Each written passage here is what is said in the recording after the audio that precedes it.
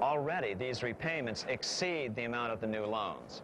By 1992, Africa's external debt had reached $290 billion, 2.5 times greater than in 1980, resulting in skyrocketing infant mortality rates and unemployment, deterioration of schools, housing, and the general health of the people. The entire world faces the immeasurable suffering already destroying the Third World and now Japan, all for the benefit of the money changers. As one prominent Brazilian politician put it, "The Third World War has already started. It is a silent war, not for that reason any less sinister. The war is tearing down Brazil, Latin America, and practically all the Third World. Instead of soldiers dying, there are children. It is a war over the Third World debt, one which has as its main weapon interest, a weapon more deadly than the atom bomb, more shattering than a laser beam."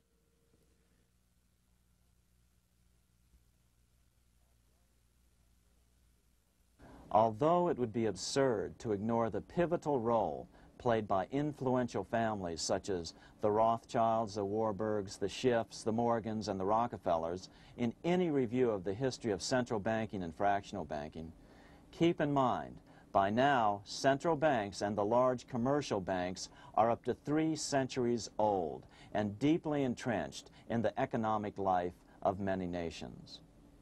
These banks are no longer dependent on clever individuals such as a Nathan Rothschild. Years ago, the question of ownership was important, but no longer. For example, both the Bank of England and the Bank of France were nationalized after World War II, and nothing changed, nothing at all. They endure and continue to grow, now protected by numerous laws, paid politicians, and mortgaged media, untouched by the changing of generations. 3 centuries have given them an aura of respectability. The old school tie is now worn by the 6th generation son, who's been raised in a system that he may never question as he is named to serve on the governing boards of countless philanthropic organizations. To focus attention today on individuals or families, or to attempt to sort out the current holders of power, serves little useful purpose and would be a distraction from the cure. The problem is far bigger than that. It is the corrupt banking system that was and is being used to consolidate vast wealth into fewer and fewer hands that is our current economic problem. Change the names of the main players now, and the problem will neither go away nor even miss a beat. Likewise, among the hordes of bureaucrats working in the World Bank, central banks, and international banks, only a tiny fraction have any idea of what's really going on.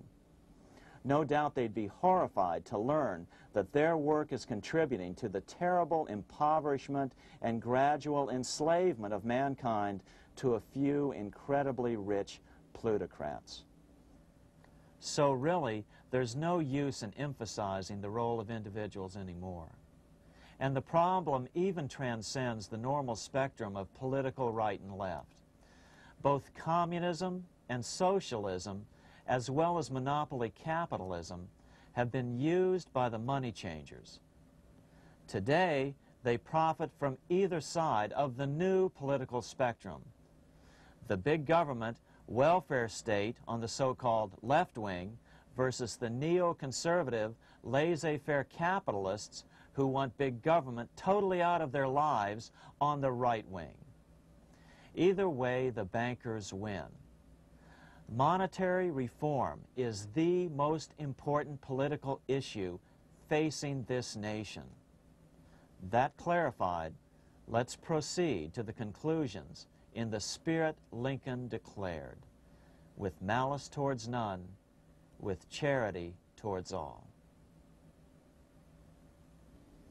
At the start of this video, we ask a number of troubling questions. Let's be sure we've answered them. What's going on in America today? Why are we over our heads in debt? Why can't the politicians bring debt under control? Why are we over our heads in debt?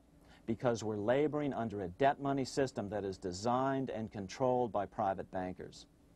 Now, some will argue that the Federal Reserve System is a quasi-governmental agency, but the President appoints only 2 of the 7 members of the Federal Reserve Board of Governors every 4 years, and he appoints them to 14-year terms, far longer than his own.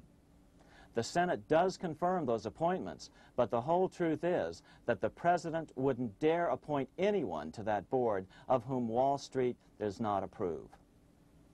Of course, this does not preclude the possibility that some honorable men may be appointed to the Board of Governors.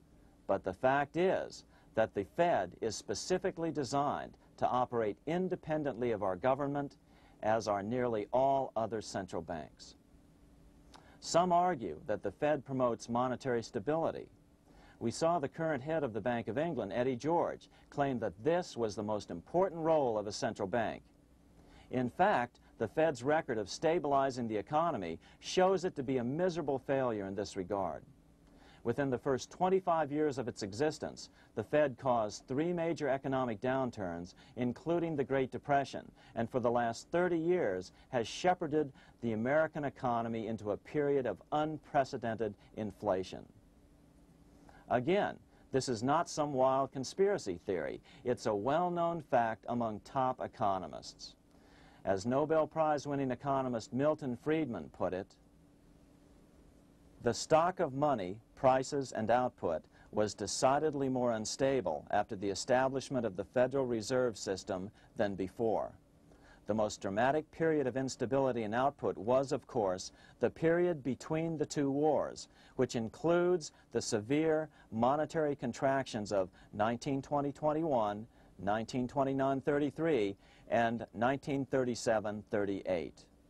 No other 20-year period in American history contains as many as 3 such severe contractions.